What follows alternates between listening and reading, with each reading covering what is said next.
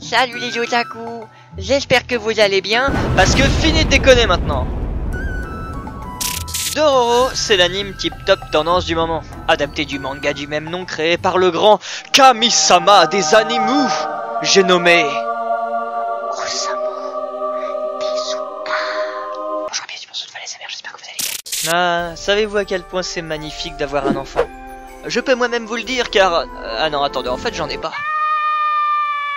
En tout cas, Dororo, c'est l'histoire d'un homme du nom de Yakimaru qui à sa naissance se fera voler 48 parties de son corps par des démons, à cause d'un pacte que son père a passé avec. Eh ben, pas super sympa le paternel. Grâce à un médecin capable de créer des prothèses, Yakimaru retrouvera le don de se déplacer et de combattre, pour se défendre face aux démons. Il devra donc tuer les démons liés aux parties de son corps pour les récupérer et redevenir à nouveau un humain à part entière. Alors tout ça, c'est bien beau, mais ça explique pour autant toujours pas pourquoi j'ai dit dans le titre de la vidéo que c'était une déception. Dazer, mais pourquoi tu dis que Dororo c'est une déception? Pourquoi tu dis que c'est une déception? Dazer, mais pourquoi tu dis que Dororo c'est une déception? Pourquoi tu dis que Dororo c'est une déception? Pourquoi tu dis que Dororo c'est une déception? Alors déjà, oui, je veux faire du putaclic. Mais ce n'est pas tout. Et si, finalement, l'engouement autour de Dororo était un poil trop explosif par rapport à ce que l'anime est réellement? Je m'explique.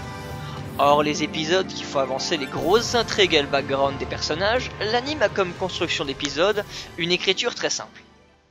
Yakimaru et Dororo voyagent à travers le Japon, à la recherche de démons à tuer pour se faire de l'argent. À chaque épisode, nos protagonistes vont se retrouver liés à l'histoire d'une autre personne ou d'un village.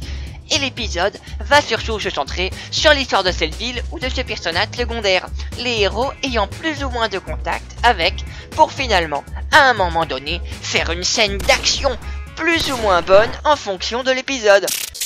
Dans un anime où les personnages voyagent beaucoup, ce genre de mise en forme pour un épisode, c'est du vu et du revu. Pour donner deux exemples, c'est exactement ce qui est fait dans Pokémon et dans Samurai Champloo. Mais là où Pokémon garde vraiment toujours la même mécanique, Samurai Champloo se démarque en réussissant à donner une ambiance complètement différente à chaque épisode. C'est pour ça qu'on peut se retrouver à voir un combat de bouffe, un match de baseball ou des zombies d'un épisode à l'autre. Et tristement, Dororo me semble plus proche des mécaniques d'un Pokémon que d'un Samurai Champloo. L'histoire liée au héros est sombre et accroche le viewer, mais pour autant, arrive-t-elle elle seule à porter tout l'anime? Alors évidemment, faut pas oublier qu'à la base, Dororo c'est un très vieux manga qui date de 1967. Peut-on donc réellement le tenir fautif pour ça? Eh ben, oui. Et non.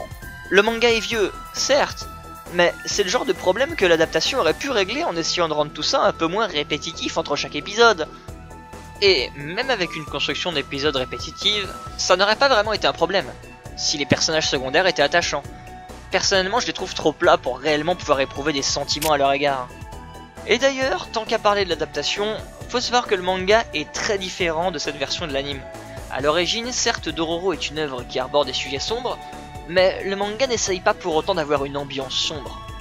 Yakimaru peut comprendre et communiquer avec les gens, alors que pourtant, c'est justement l'une des choses les plus intéressantes dans l'œuvre, le décalage entre Yakimaru par rapport à l'état de son corps et les sentiments qu'il ne connaît pas.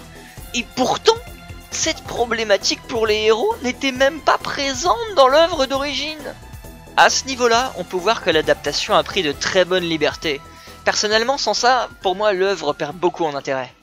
Pour finir cette vidéo, je vais vous exprimer comment pour moi l'anime aurait pu être rendu mieux en termes d'écriture en prenant l'exemple de l'épisode 4, qui selon moi est celui qui fait le plus d'efforts, tout en étant aussi un peu maladroit, dans ceux qui restent dans la mécanique d'épisodes voyage, problème, combat évidemment. Parce que si on prend les épisodes basés sur le background des personnages, eux ils sont différents et ils sont vraiment intéressants. Et c'est aussi pour ça que vous comprendrez ce que je voulais dire dans le titre par décevant. Donc, comme vous vous en doutez, je vais vous spoiler l'épisode 4, mais pour un épisode sur un anime qu'on a 24, on va dire que ça passe, non? Dans cet épisode, en plus des protagonistes, un autre personnage va être présent. Il s'agit de la pluie. Yakimaru étant sourd, comme il ne possède pas d'oreille, il ne peut pas entendre la pluie. Ceci dit, il peut quand même la ressentir tomber. Quand l'épisode commence, Osuchi, une jeune fille que Noéran rencontre, va avoir le sentiment que Yakimaru essaye d'écouter la pluie. Et pendant tout l'épisode, le son de la pluie sera toujours présent, avec quasiment pas de musique. Sur le coup, j'ai trouvé cet épisode très lourd à regarder. Il a une ambiance pesante et, comme tous les autres, je ne trouve pas les personnages secondaires très attachants. Mais là où je le trouve bien écrit, c'est pour tout ce qui est lié au sens d'Yakimaru. À la fin de l'épisode, Iag va tuer le frère d'Osuchi, contrôlé par un démon, et grâce à ça, récupérer ses oreilles. Pour la première fois, il va entendre, et la première chose qu'il entendra sera le son de la pluie, qu'il a accompagné durant tout le long de l'épisode, et qu'il essayait tant bien que mal d'entendre. Mais il entendra aussi pour la première fois des pleurs, les pleurs d'Osuchi, dont il vient de tuer le frère. Et ça, putain, c'est une bonne écriture d'épisode. Malgré que ça reste très classique dans sa construction, utiliser le sens récupéré d'Yakimaru pour le mettre face à la dure réalité du monde alors qu'il récupère tout juste la possibilité de ressentir les choses petit à petit, c'est une très bonne idée. Le problème, c'est que tous les épisodes ne cherchent pas à avoir une écriture aussi travaillée, ou alors je n'arrive pas à trouver ça réellement intéressant. C'est aussi dommage que les démons que Yakimaru tue n'aient aucun rapport avec les morceaux de son corps qu'il possède. Même si ce n'était pas dans le manga d'origine, donner un vrai sens au fait que chaque démon possède une partie de Yakimaru aurait été une bonne idée. Mais ce n'est pas le cas. Dommage. Dororo, c'est donc un anime qui a un topo de base très sombre, plein de bonnes idées, mais qui selon moi pourrait les exploiter plus. Quand j'écris cette vidéo, il n'y a que 13 épisodes de sortie. On peut encore espérer avoir de bonnes surprises, d'ailleurs c'est même sûr qu'il y aura de bonnes surprises. Malgré tout ça, ça n'en fait pas un mauvais anime. L'animation est vraiment loin d'être crado, ça se laisse suivre sans broncher, il y a un bon mood général, même si c'est pas vraiment ce que l'anime veut dégager, et nos deux protagonistes ont le mérite d'être super attachants, en particulier Yakimaru, c'est mon petit coup de cœur personnel. Et comme dit, le manga d'origine est super vieux, mais l'objectif n'était clairement pas de faire une simple adaptation bête et méchante quand on voit les modifications apportées. Je trouve juste ça dommage de pas avoir cherché à aller un peu plus loin dans les idées, car il y avait clairement moyen de faire mieux. Et voilà, on en arrive à la fin de cette première vidéo les gens, j'espère qu'elle vous a plu, regardez on voit ma meuf derrière. Si elle vous a plu, n'hésitez pas à vous abonner, à laisser un like, à laisser des commentaires, et si jamais vous en avez envie aussi, vous pouvez me suivre sur mes réseaux sociaux. J'ai pas l'habitude de faire tout ça, mais écoutez, je sais que si on ne demande pas, vous le faites pas, alors bon, j'essaie un peu de vous...